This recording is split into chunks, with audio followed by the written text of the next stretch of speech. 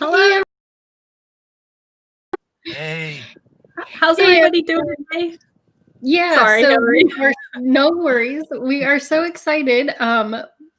Obviously, if you're new around here, let me introduce us. I am Hillary Buchholz, and I'm here with Patty Quinn, and we are the co-founders of We Heart Hounds. But more importantly, we also have a very special guest with us here today.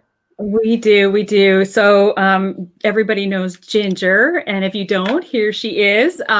We have an amazing guest with us today. We're super honored, very delighted to have veterinary expert, Dr. Crabtree. He happens to be Ginger's own personal veterinarian, and he's here to answer everybody's questions. We had a ton of engagement, and there's lots to go through, and we're really excited to have him here with us today. Thank you, Dr. Crabtree, for being with us. Thank you, guys. We're excited to be here. Yeah, so as Patty mentioned, we had a ton of engagement and a bunch of questions that came in. So we will be going through those questions, but also you guys can type in your questions if you're watching live, wherever you're watching. And if we don't happen to get to your questions during this live, we can pass them along and hopefully get those answers to you later on. But we also had like the top kind of common questions that you could ask your vet, or you should, things that are if you're getting a new dog, or some of those types of questions, just really common questions. Those are written in the description wherever you're seeing this video. So those would be a great one to take to your vet if you have if you're getting a new pup, or even if you have one and just need a kind of an icebreaker or some things to think about. So those are in the description. But before we get started, Dr. Crabtree, if you could tell us a little bit about like how you decided to get into the vet profession, and how you started with this. Yeah. So when I was 5, my parents bought myself and my siblings a lab puppy. She's a chocolate lab puppy named Emily. Aww. And over the next several years, we started raising Labrador retrievers, and I fell in love with the breed first and foremost, but also just the intricacies of dogs, cats to a certain degree as well, but it really started with dogs for me. And by the time I was in high school, I realized that I wanted to know more about how they work, how we can help them, keep them going, make them better. And so logically, to me, the next step was to go to vet school, and so did that, and then graduated from vet school about 6 years ago and moved back near my hometown to Pendleton, and started working here. Wonderful. Yeah, it's amazing. And Ginger, we're so spoiled to have Dr. Crabtree. In fact, he is taking out of his incredibly busy schedule. It's like a whirlwind of beehive when you go to the clinic. There's so much activity going on, and everybody there has just got a huge heart. And there's actually construction going on in the building. So now that's why he's sitting in his car. It's like the quietest place. So he's going above and beyond today to be with us. And we're just so honored and delighted. And honestly, I can't say enough wonderful things about Dr. Crabtree and the entire staff at the clinic. They've taken care of our pups for over 13, going on 14 years now. And every time I just feel like you guys are just an extended member of our family, because you love and care for our pets as much as we do. Right. So that's huge. Like, you can't find that just anywhere. Yeah. So we're super happy to have you in front of our audience today, because they asked a ton of really great questions, and we're going to jump right in. So we're going to kick off with the first question from Lulu. She says her best buddy, Nikki, who's a husky, seems to understand English. He knows a lot more than 50 words. How many words does a dog understand? Thank you, and Happy New Year. Yeah, great question, Lulu. Everybody has different takes on it, and obviously some of it is breed driven, and a lot of it is training driven. The more you work with a dog, the more you have those word associations, the more they seem to be able to understand. Border collies seem to be one of the smarter breeds and more easily trainable, I should say. And they've done studies that show they can understand up to 200 words. Oh my gosh. Unique wow. words. Yeah. Wow. That's crazy. That's incredible. Ginger's favorites, right? That's all she cares about is like food, treat, nap time, potty. We've got to take care outside. Yep. Belly rubs. We're good. So our next question is from Renee, and she asks, as hound dog owners, lovers of dogs with floppy ears, besides regular cleaning, what's the best way to prevent them from getting ear infections? Yeah, I mean, I think we hit the nail on the head there. I think a lot of it is just that routine ear cleaning. Multiple reasons there, and some of it is what ear cleaner you use, so you can talk to your vet about what they would recommend. We generally recommend an ear cleaner that is pH balanced, so we don't disturb what's already a good healthy environment there, but also something that has a drying agent in it, so we can not only clean those ear canals out, but get them to dry and hopefully prevent those ear infections from setting up. But a lot of it is just the physical cleaning themselves. So we keep them clean, but it also gives us as owners an opportunity to look in there and say, hey, you know what, I cleaned this a week ago and now there's more gunk or debris in there. It's more red. The dog is more tender to it, and so that gives us an indication that maybe we need to look a little bit further into it. Yeah. And even besides cleanings, I think just keeping them dry, right? So if your dog swims a lot or things like that, just ensure that their ear canals are dry, keep them dry and clean. Yeah. Even after we bathe them, I think it's good to go ahead and clean them with a good cleaner. Because then it has that drying agent in it. It will dry out that canal, because we could be causing an ear infection by just getting regular water in the ear and then kind of creating that moist environment for that. Right. And I was scared initially of using that cleaner, but it has the drying, like that there would be some still in there, but, after dogs shake their head and, it all any residual goes flying and stuff. Whatever stuff across your living room or your kitchen floor. The rest of it will dry, which is great, right? And then there's a real quick side question from Elizabeth that kind of is along the same lines. Is our beagle will not let us spray in his ears. Is there anything he could take orally for ear infections? Yeah, so depending on what type of ear infection we have, the biggest ones we have are a bacterial infection, a yeast infection, or sometimes we'll see ear mites. And so there's different ways we can treat all those things. Generally, we try to avoid oral medications if we can, just because we can minimize how many medications we're giving to a pet, because we're treating it directly by putting something in the ear. But there are those dogs that, because their ears are painful or just they've been desensitized to having them mess with it, it's difficult. Fortunately, and obviously this is something to talk to your vet about, there are medications like Claro where it's designed to kind of an all-in-one. It'll take care of the bacteria, the yeast, the inflammation. We as veterinary professionals will clean the ear out, put that medication in there, and it will treat for up to a month by itself. And so you as an owner are hands off, and you don't have to mess with them, and in their eyes feel like you're torturing them and just kind of adding insult to injury. Yeah. Oh, it's great that they're coming out with medications that last longer, right? So that you don't have to put drops in every day or whatever, that kind of thing. That's really great. So it looks like we have a comment here from a Facebook user. How do I get my dachshund Pebbles weight down? She weighs 23 pounds, 2 years old. I have cut meals down to a quarter cup 2 times a day. I worry about her back. Thank you. Yeah, no, that's a good question and obviously a good concern. Dachshunds don't need any help at making their backs worse. Again, maybe talk to your vet. It could be something like hypothyroidism, fairly common in dachshunds. And it may not be that he or she is getting too many calories. It may be that we have a metabolic issue and we're just not burning through those calories as fast. And yes, to a certain degree, you can say, we'll just give her less calories. But that's not necessarily fair.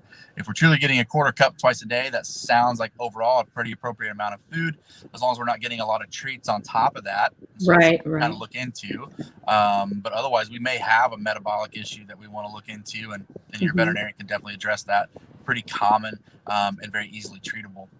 Yeah, and sometimes with smaller dogs, they're getting the right amount of food, but depending on the number of people in your household, how many treats they're getting, like you might be giving them one treat, but then your kids might each be giving them 1 or 2 treats. Your husband might be giving, and for a small dog that adds up quickly. Right. So, or if you have the toddlers that are dropping, chicken nuggets and macaroni all the time. That was my problem for a while. Yeah. That's great. That's great. All right. Another question. So this one is from Ginger, not my Ginger, but our We Heart Hounds family, Ginger. She has a 1-year-old Doxy who attacks her other 2 pups if Ginger has food or if her dog has food. If she sits down with her dog, then everything's fine. The dog won't eat until the other 2 are done, and then she'll eat. Is there anything she can do, the owner can do, to stop her from being aggressive, like food aggressive? Sure. That's good. And it's good that you've kind of already sorted some of that out to see how you can mitigate those triggers. Right. Keep those things up to keep everybody safe while we try to work through this. Probably the single best thing you can do is consult with a veterinary behaviorist, which is different than a dog trainer. You might call them like a dog psychologist, so to speak.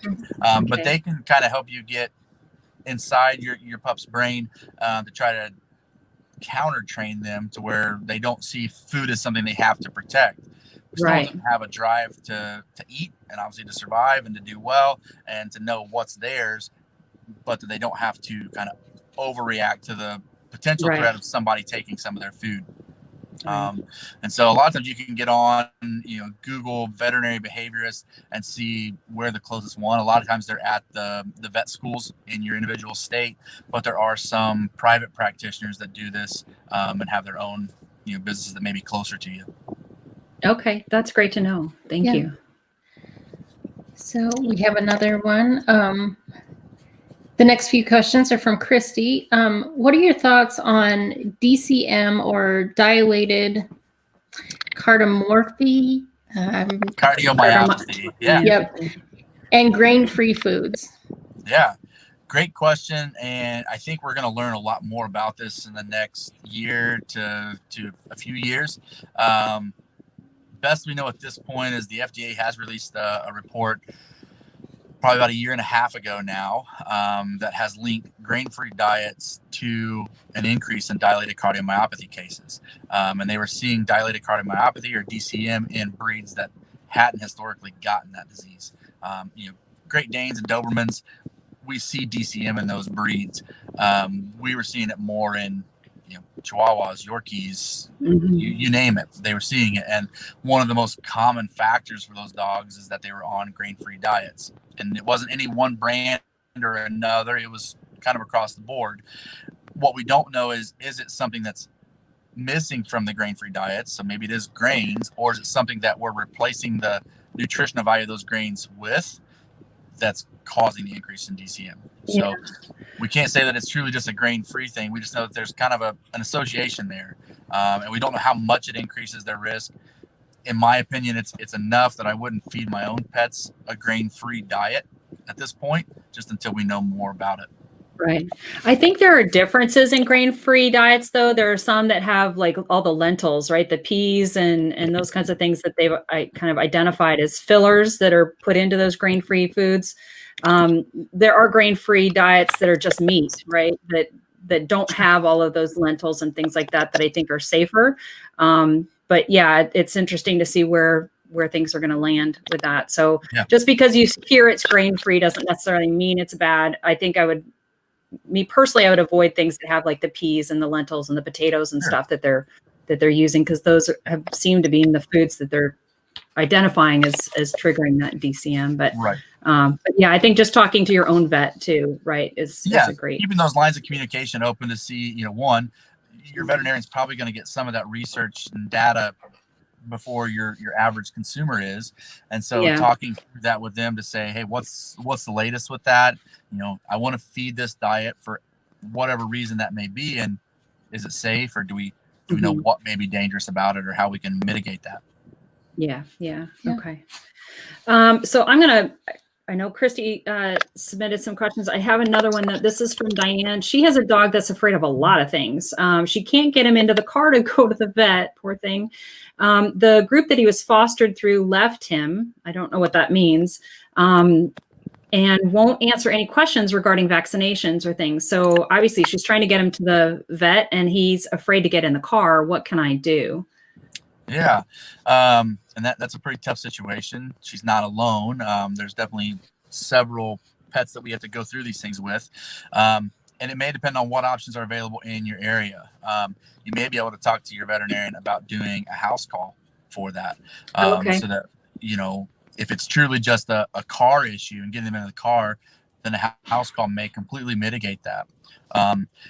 We've also, I know I can't speak for every veterinarian, but we've had some where, you know, it's that first visit, they're really high stress. They may even turn kind of fear aggressive. And so we want to keep everybody safe, but we also don't want to just kind of force that dog to submit to anything that we want them to do for our benefit. So sometimes it is as simple as seeing them so that we can meet the minimum requirements for a valid client-patient relationship, and prescribing some anti-anxiety medications that, you know, we give them 4 or 5 hours before their vet visits to curb that anxiety of getting them in the car, the travel, the veterinarian, the strangers touching them. So kind of work through those things. Obviously, if things progress, we may end up back at talking about a veterinary behaviorist to kind of rework some of those kind of more intricate wirings to help them. Even sometimes just practicing getting in the car, you're not going anywhere, right? Like give them a reward as soon as they get in the car and they're there for 2 seconds, give them a treat and let them out, you know, and then give them give them desensitizing it. Give them a chance to be there for a minute. Right, exactly. So it's not, oh my gosh, I've got 15 minutes to get to the vet. We got to hop in the car and go. It's do it when you're not in a rush, and you can give the dog a little more chance to kind of get used to something new and different. Because obviously foster dogs, who knows what they've experienced and where they've been, and, you know, it's a whole new world, right? So, and obviously if that dog individually has been, you know, kind of left behind and abandoned, then they may always have that association that the next car ride they get in is going to drop them off at a stranger's house or place, never to be seen again. And so they have a legitimate fear, and it's working through that, and it's going to take a while to sort through that. Right. I mean, once they get happy with being in the car, take them to the park for, you know, make it a fun rewarding experience. A fun thing. So this is another one from Christy. Thoughts on new cancer screening test, NUQ. Sorry, I'm kind of jumping down a little. That's okay. We're bouncing around. We've got a list of questions. We're bouncing all over the place. So yeah, there's a new cancer screening test, NUQ. Have you heard of that? I'm not familiar with it. I know there is a lot, just like in the human side of things, there's a lot of research ongoing with cancer. In fact, one of the more kind of newer, more recent things that I've heard about with pets that they're starting to do is they're starting to develop quote unquote vaccines for a dog or a pet's individual tumor. And so used to, you know, we would take a tumor and either remove it surgically or refer them for chemotherapy and radiation treatments, kind of like they would for people. But now for certain types of tumors, they're able to take them off, and we send them to a special lab, and they develop a quote unquote vaccine for that tumor, for that dog, that then is sent back to your veterinarian to give to that pet to try to basically heighten your immune system response to that tumor and try to get rid of it. Right. That's amazing. Oh my gosh. That's phenomenal. It's crazy. You know, we obviously had Clover going through the whole chemo thing. And even that was, you know, initially you're thinking, oh my gosh, it's going to be like people where, you know, it's really debilitating, just the whole chemo process, but they've really got it down to a science where they make it as easy as can be. Right. So, it's just the medicine for cancer treatment I just love to hear that, you know, that things are just getting better and better all the time. All right. It seems like I've seen more younger dogs under 5 years old diagnosed with kidney failure. Is this geographic? Do you have any ideas what may be causing this? Or perhaps are there other diseases or conditions that you're seeing more frequently that you're concerned about? Yeah, so I can say for us at our practice, I haven't necessarily noted an increase in kidney failure, especially in dogs. Kidney failure historically is fairly common in cats. And so, you know, we go through spans where, you know, you see 2 in 1 week and you start to think, well, maybe this is a trend. And, you know, is it diet related? Is it, is it preventative related? What are we doing wrong, or what can we do better? I haven't noticed an increase in dogs per se.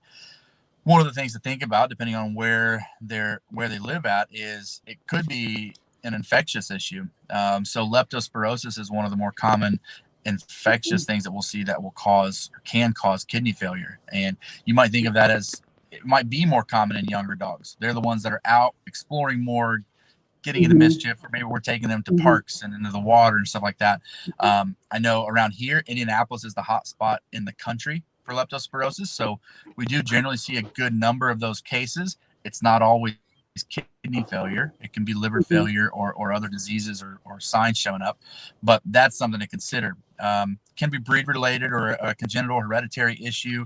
So if we're seeing it in a certain breed population, maybe that's a contributing factor to it. There was a food recall recently that was causing some toxicities and had caused the death of several pets. I don't believe it was a kidney failure, but that is a possibility. Is there a toxin in a brand of food or something? Right. Are you seeing things like Lyme disease, or I remember hearing that was like, or even the flu for dogs, right? Are those kinds of things like? Are there new things to kind of be aware of, I guess, as a pet owner, kind of be that you're seeing trends of? The flu, kind of like our flu or even COVID, it is kind of everywhere. Thankfully, it's not nearly as prevalent as COVID or the human influenza. We haven't seen a lot of it. And I think part of that is because dogs haven't been traveling nearly as much this year or over the past year because of human COVID. So a lot of things are shut down. The dog events were shut down, all those things. And so I think we've seen a lot less influenza than we probably would have otherwise. We might see more Lyme disease coming because people have been getting their dogs out to the park more because they've been stuck at home and just itching for something to do. We haven't seen an increase in Lyme here, but there might be they might be coming. Yeah. All right. Your turn. I'm trying to remember. I'll jump in here. How do you think the experience of the pandemic is going to positively change the way that vets do business going forward, or positively or negatively, I guess I could say? And thank you for everything that you and your staff and colleagues are doing to take care of the pets around the country. I know that over the last year, it can't have been easy, but to the pet parents, you are some of their heroes. So thank you. We really appreciate that. And COVID has done some good things for veterinarians and the pet industry, if you will. And there's been some drawbacks to it. You look at, I think a lot of veterinary clinics across the country are doing what we kind of refer to as curbside care. I don't personally like it as much because I like more of the face-to-face interactions, and I like to get to talk to you on more of a personal level as a client, just so I get to, again, feel like more a part of the family. But it has been good for, I think of the classic, mom with young kids, and to do curbside where, hey, we can just stay in the car, you can watch your iPad, just kind of stay contained. And then we take your pet inside, we do everything we need to do with your pet, and then bring them back out to you. So it's more of a convenience for them. And I think as a lot of just general consumers, we're always looking for the more convenient way to do things. And I know we've already talked about, after hopefully COVID is long gone, we still plan to offer curbside care. So, I think, again, if somebody is physically handicapped to where getting in and out of a building or their vehicle is challenging, we're happy to do curbside. So, we take care of all the legwork for you to get your pet in and out and do all those things, and you can stay in the comforts of your car. So there's been some good things that have come from it that we probably otherwise never would have tried. And I think those are good. I think some of the negatives, if you will, is that there's been a lot of increase in puppies and pets just because people were at home and they thought this is a great time to get a pet, and that's awesome. But now a lot of vet clinics are busy and we're understaffed or short staffed, and I think there's a shortage of veterinarians and support staff because every vet clinic is battling that to some degree. I think we'll catch up at some point, but it's not going to be tomorrow. And so I think just bear with it and kind of be patient with your veterinarian. we'll get everybody in as quickly as we can and get everybody taken care of as quickly and as well as we can. Yeah. I know for me, unfortunately we had to take Leon into the vet today over something that is new and concerning, but that just not being able to talk to the vet kind of one-on-one and be able to really explain what's going on, it makes it, at least for me, I know there's advantages, but on some things it's just, there's no getting around that kind of face-to-face talking through the situation. So right. Yeah, it's definitely tough. And we've seen that definitely with curbside here, for your routine vaccine appointment. It's doable. If you have no concerns about your pet, then we're just getting those things done as a preventative.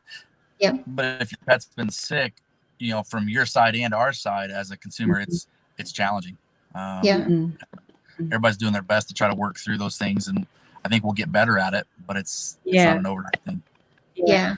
I think, like you said, Dr. Crabtree, there's no substitute for face-to-face. Because even if you have a question, I think when you're in the same room with somebody, it might spark another question or other concerns, or, I think and I think there's obviously a lot of reassurance too, and knowing that, your pet's being looked after and everything's okay. And, so there's just a lot it's like that non-verbal communication, right? Stuff that's really important too. But yeah, I think it's been a crazy year. We have one last question that maybe will help kind of end on a good note, with all the COVID and stuff and curbside versus even inside treatments.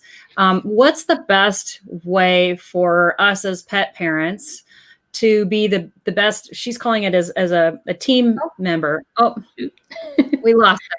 Well, hopefully he'll come back. Well, the question was how to be the best team member for your vet to ensure the best care for your dog. And, I think, one of the things that she was talking about is that, she writes down notes, right? And writes down questions, writes down all the things that, your pup's eating or drinking, or, how much exercise they get and all of that kind of stuff. I think those are all really good things. Sometimes, just like when as a human, when you go to the doctor, you might have one or two questions or three questions for your doctor, and when you get there, you remember one, or you blank out and you forget, what was I know I had a few questions. So I think writing all of that stuff down is hugely helpful too. I think too, if you've started to notice something, being able to write that stuff, and you don't have to do it for months, like even just a short amount of time, like what's been happening in the last 3 days and what are the things that you can start to recognize. Because for some reason, when we're going through it and we're not like just having that written record of like, oh, okay, yeah, we did give them this treat at this time or something like that. So just taking a small amount of time to kind of document some of that stuff can give you some real insights that you might not have seen if you haven't been documenting it. Yeah, exactly. And I think another tip too would be to record video, right? If there's something going on with your pup, to take a little video. Hello, welcome back again. Sorry about that. My phone overheated. I've never had that happen before. Oh my goodness. Well, you're throwing too many hot questions at you. You're throwing back too many hot answers. Yeah. I'm sorry about that. So the question, and we were just chatting away, is to basically how to be the best pet parent and she's calling it a team member with your vet. One of the things that she does is she writes a lot of she writes her concerns down. She writes down the foods, how much exercise. Let me see what else, just any of the supplements that they're given, all that kind of stuff. And we were just talking about, when you go to see the doctor, even as a person, like if you go with knowing that you're going to ask a couple of questions, as soon as you walk in the door, you're just, you forget, right? You're like, oh, I know I was going to ask you something and I can't remember. So I think writing those things down, and Hillary, you were talking about. Yeah, just kind of documenting a little bit of what's been going on beforehand, even if it's for a couple days beforehand, because you'll start to see things that you might not notice, like, oh yeah, if every time at noon we do this thing and then they act like this at 3, like you won't necessarily notice that through, a week of patterns, doing right? something, but if you're writing it down, you can start to kind of recognize some of those patterns, which is kind of helpful. Yeah. And then I mentioned maybe taking some video, like I've seen a bunch of reverse sneeze videos, right? It's a really big concern. It's scary. That it looks scary to the pup. So if you can catch your dog doing whatever that thing is that's concerning you, and getting that, I think, as documentation for your vet, I think that would be helpful too. Yeah. Everybody's always kind of weird about, showing us pictures of their dogs vomit or their diarrhea. And I'd be weird about showing my doctor that too. But when it comes to pets, those are probably some of the most helpful images or videos of your dog having possible seizure activity or, collapse, or lameness. Those are invaluable to us because getting your pet to mimic that behavior when they're here and have adrenaline going, that's probably not going to happen. And so I think it's frustrating on everybody's account because we believe you, we know your pet's having issues, but we don't know if it's seizure or heart or pain. Yeah. And so having those images and videos are priceless. Yeah. Yeah. Oh, we literally brought our first beagle, Daisy. She was much older at the time, maybe 15 or 16 years old. And she did have some back problems. And one morning she decided that she didn't want to get up off the floor. And we were really concerned. Like she'd sit up, but her back legs would be splayed, kind of splayed out in front of her. So we knew something was up. So we pick her up. And the vet was closed. So we're taking her to the emergency clinic, like half hour away. We walk and we're carrying her into the door and they're asking what's wrong. And they're like, okay, well, can you set her down so that we can see, if or how she's moving? And we put her down and boom, she's just like scampering across the room. Like it was no big deal. We're like, I promise you, she was not moving, Sure. So whatever pain she was in, obviously in the half-hour car ride there, she kind of recovered and was totally fine. Sure. Get there. But yeah, it's good to take pictures and video and that kind of stuff to show what's been going on. All right. Well, thank you so much, Dr. Crabtree, for your time and all the wonderful information. Your head is just full of valuable content. We're super excited to have you. Maybe we can convince you to come back here and have a regular Q&A with everybody. If everybody's interested to have Dr. Crabtree back, please let us know in the comments below and share this video with your friends and other pet parents. I'm sure they'd be really happy to understand all the wonderful goodness that came about of our conversation today. And before we say goodbye, two quick little things. One, where can people go to find out more about the clinic that you're so our website is pendletonvet.com. So they can learn more about that. You can also follow along on Facebook. Just look for Pendleton Veterinary Clinic. And we also have Lapel Animal Clinic too. So you can look there. We kind of bounce back and forth between those kind of two neighboring towns. But check us out, follow, ask any questions you have, and we'd love to hear more from you guys. Yeah, they're great too. Yeah, everybody please give them lots of loves and likes and follows too. They're a really great veterinary clinic. I couldn't say enough wonderful things about you guys there, really. I want your egos to get really big because you deserve every bit of it, really. So we have an announcement to make, a fun thing to end our conversation with today. We have a prize, this little doggy book. So one of the first questions we had, right, was how many words do dogs know? So we're giving away this adorable little book. And the giveaway winner is Catherine Brickley. So thank you, Catherine, for promoting today's video. We're super excited that you did that, and we'll be getting in touch with you and we'll send you this little book out right away. So thanks, Catherine. Appreciate that. All right. Thanks, everybody. Thanks, everybody. So nice to have you with us all today. And thank you, Dr. Crabtree, again for being with us. Such a pleasure. Can't wait to bring you back. Thanks, everybody. Bye. Take care.